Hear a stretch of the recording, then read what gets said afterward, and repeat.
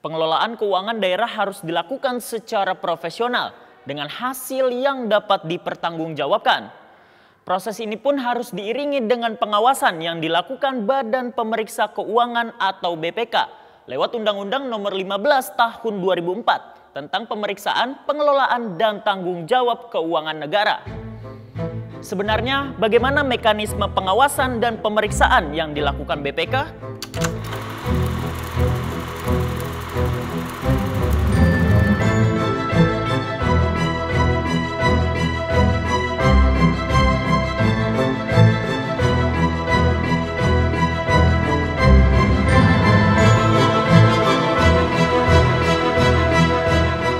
Dalam pemeriksaannya, BPK dapat melahirkan temuan hingga rekomendasi yang dikemas dalam laporan hasil pemeriksaan.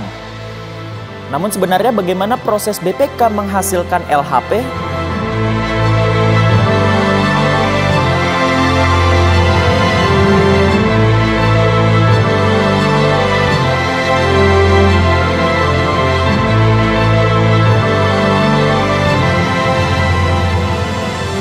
Saat ini saya sudah bersama Kepala BPK Perwakilan Provinsi Banten, Ibu Novi Irawati. Ibu, sehat Ibu? Alhamdulillah sehat. Bu. Oke baik Bu, bisa dijelaskan Bu terkait proses kerja BPK dalam mengaudit hingga keluarnya LHP itu seperti apa Bu? Dan apakah ada undang-undang yang mengawalnya Bu? Baik, terima kasih Mas Ardi. Tadi ditanya undang-undang yang mengawalnya terkait dengan BPK. Hasilnya ada spesifik 2 undang-undang, yaitu terkait Undang-Undang Nomor 15 Tahun 2004 tentang pemeriksaan, pengelolaan, dan tanggung jawab keuangan negara, dan Undang-Undang Nomor 15 Tahun 2006 tentang Badan Pemeriksa Keuangan. Itu menjadi dasar kami BPK untuk melakukan pemeriksaan atas pengelolaan keuangan negara. Kemudian tadi ditanya bagaimana proses audit yang dilakukan. Secara garis besar mungkin kami bisa membaginya menjadi 4 proses gitu ya. Proses perencanaan, kemudian juga proses pelaksanaan, proses pelaporan, dan proses pemantauan atas tindak lanjut. Ya, proses perencanaan itu adalah menentukan objek pemeriksaan mana yang akan kita lakukan dan apa tim yang akan diterjunkan dalam melakukan pemeriksaan. Kemudian di proses pelaksanaan biasanya diawali dengan satu komunikasi awal atau kita biasanya mengenai dengan entry meeting, bertemu antara tim dengan pimpinan kepala daerah untuk menyampaikan tujuan dari pemeriksaan yang akan kita lakukan. Jadi setelah dalam proses pemeriksaan itu, pelaksanaan pemeriksaan akan ada laporan hasil temuan pemeriksaan. Laporan temuan pemeriksaan itu menceritakan permasalahan yang ditemukan oleh tim di lapangan untuk menjadi catatan bagi kita. Kemudian proses selanjutnya adalah proses pelaporan.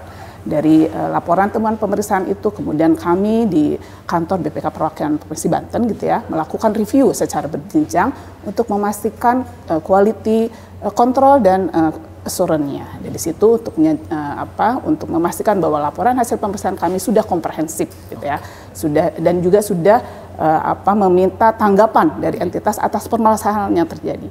Dari laporan setelah laporan hasil pemeriksaan itu selesai, kemudian kami menyampaikan laporan tersebut kepada DPRD dan kepada entitas tentunya untuk ditindaklanjuti. Setelah laporan diserahkan kepada DPRD itu menjadi dokumen publik untuk diketahui oleh seluruh masyarakat sehingga semua masyarakat tahu apa temuan-temuan tersebut. Kemudian di ujung dari proses laporan tersebut adalah pemantauan tindak lanjut atas rekomendasi yang kita sampaikan. Nah itu mungkin secara garis besar itu proses pemeriksaan yang dilakukan oleh BPK. Oke.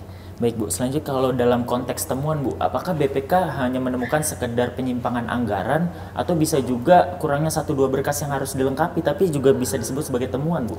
Baik, terkait dengan temuan ya, ini jenis temuan. Kami biasanya mengklasifikasikan temuan itu menjadi 2 ya. Temuan terkait SPI gitu ya, dan temuan terkait dengan kepatuhan. Temuan SPI misalnya terkait administrasi gitu ya, tadi sampaikan. Dan kemudian terkait dengan temuan kepatuhan antara lain misalnya kelebihan pembayaran, kemudian ketidaksesuaian dengan spesifikasi, kemudian perjalanan dinas ganda atau penggunaan dana bantuan sosial atau dana bantuan keuangan yang tidak sesuai dengan ketentuan. Itu secara garis besar teman-teman yang kami sampaikan kepada entitas. Mungkin sekian.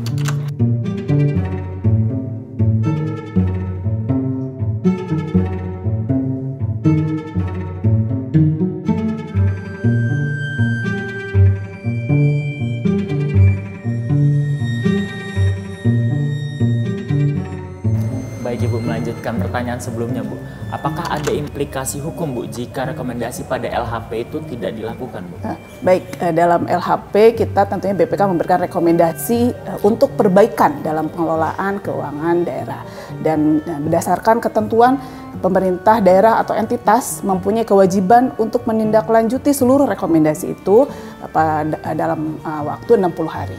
Dan kami BPK secara berkala melakukan pemantauan atas tindak lanjut tersebut. Jadi 60 hari itu merupakan waktu yang diberikan kepada entitas untuk menindaklanjuti rekomendasi yang disampaikan. Mungkin seperti itu. Baik. Ibu, saya ingin menanyakan terkait tanggapan BPK pada raihan Kota Tangerang pada 15 kali WTP, Bu. Baik, WTP yang diraih oleh Kota Tangerang gitu ya, itu sudah 15 kali dan ini merupakan satu capaian pemerintah Kota Tangerang untuk memberikan informasi kepada publik bahwa laporan keuangan yang disajikan, yang menyajikan informasi penting dalam pengelolaan keuangan daerah itu sudah secara wajar disajikan, sehingga BPK memberikan opini wajar tanpa pengecualian. Tapi tentunya itu tidak boleh menjadi salah satu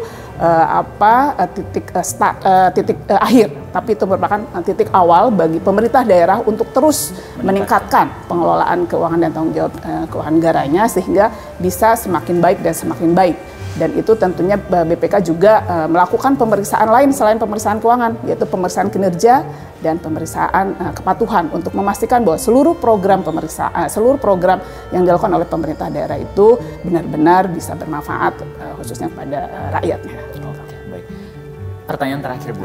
Pada raihan WTP di sebuah kota, Bu, apakah itu sangat menentukan kesejahteraan masyarakatnya, Bu? Tentunya hasil pemeriksaan terkait opini gitu ya merupakan salah satu indikator yang menyatakan bahwa pengelolaan itu sudah baik. Tapi itu tidak berhenti dari situ. Itu merupakan salah satu indikator lah untuk menunjukkan bahwa program-program yang dilakukan sudah cukup baik dan akhirnya di ujungnya akan memberikan sumbangsih terhadap peningkatan kesejahteraan masyarakat. Mungkin secara umum seperti itu. Jadi setiap kota itu harus ditingkatkan lagi ya, Bu. Betul. Jadi jangan berpuas dengan WTP, tapi tetap harus meningkatkan seluruh upayanya dalam pengelolaan keuangan daerahnya.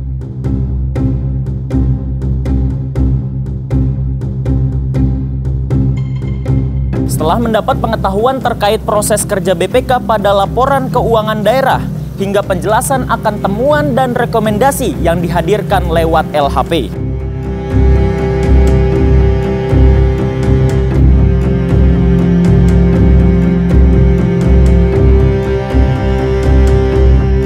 Tanda tanya kali ini sudah bersama Kepala Dinas Sosial Bapak Mulyani untuk memberikan penjelasan yang lebih mendalam terkait LHP yang diberikan BPK ke Dinas Sosial. Halo Pak Mulyani, apa kabar Pak? Mas Herdi, baik Mas Herdi. Oke Pak, baik, bisa dijelaskan Pak terkait temuan BPK ya melalui LHP ini ke Dinas Sosial itu seperti apa Pak?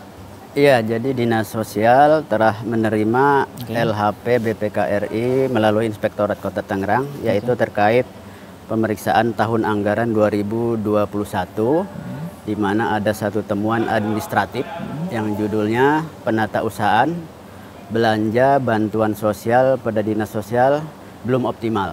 Nah, di sana diuraikan, jadi di dalam temuan tersebut ada informasi umum terkait anggaran ya, di dalam kondisi temuan itu. Jadi ada anggarannya 13,4 miliar, realisasi 10,6 miliar. Dari 10,6 miliar itu untuk dinas sosial sendiri hanya 3,5 miliar. Jadi ada 2 bansos.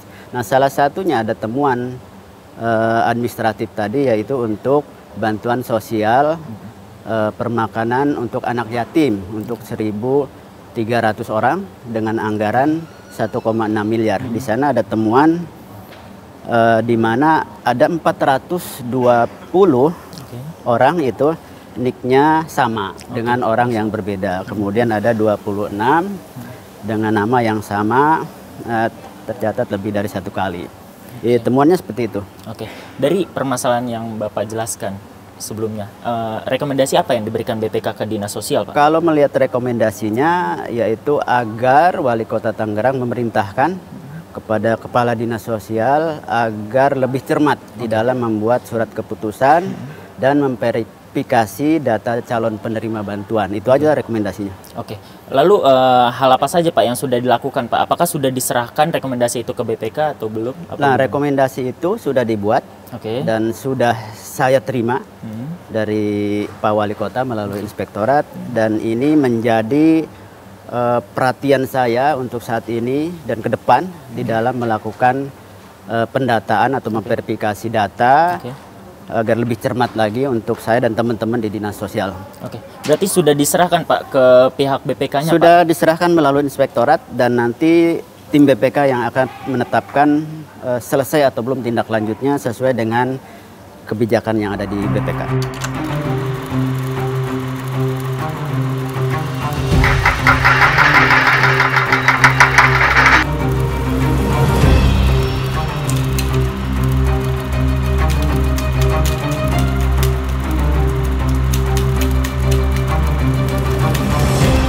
Ada pihak yang juga mengkonfirmasi terkait LHP yang dikeluarkan BPK ke PUPR. Sebenarnya bagaimana kondisinya? Saat ini saya sudah bersama Kepala Dinas Pekerjaan Umum dan Penataan Ruang, Bapak Ruta Ireng Wicaksono. Halo Pak, apa kabar Pak? Baik. Baik Pak. Bisa langsung dijelaskan Pak terkait LHP yang diterima BPK di tahun anggaran 2021 Pak? Ya, baik. Kita sudah menerima laporan hasil pemeriksaan BPK di awal tahun ini, yaitu kita menerima dua temuan, yaitu pertama perbedaan spesifikasi, yang kedua hasil pemeriksaan di lapangan terjadi kerusakan pekerjaan yang dikarenakan memang sudah digunakan untuk umum. Oke. Ya. Kalau untuk rekomendasi yang diterima dari BPK Pak, apa saja Pak?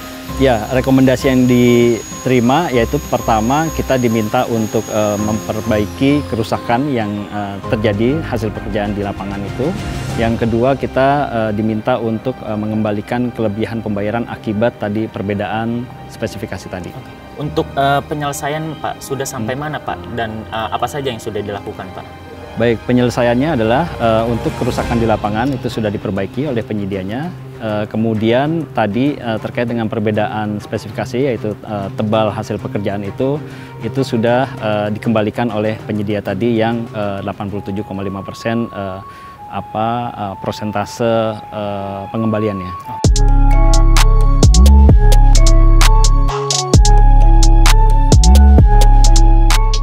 Dalam episode Tanda Tanya kali ini telah diketahui Badan Pemeriksa Keuangan memiliki wewenang untuk meminta, memeriksa, hingga menetapkan dengan langkah yang tidak main-main. Atas temuan dan rekomendasi yang dihadirkan BPK, penyempurnaan laporan keuangan merupakan tanggung jawab pemerintah daerah, hingga nantinya bisa muncul ketetapan sebuah daerah dengan laporan keuangan wajar tanpa pengecualian atau WTP. Mustahil WTP dapat diraih sebuah kota jika temuan dengan rekomendasi dari laporan hasil pemeriksaan BPK tidak diselesaikan. Saya Erdi Alfariski, sampai jumpa.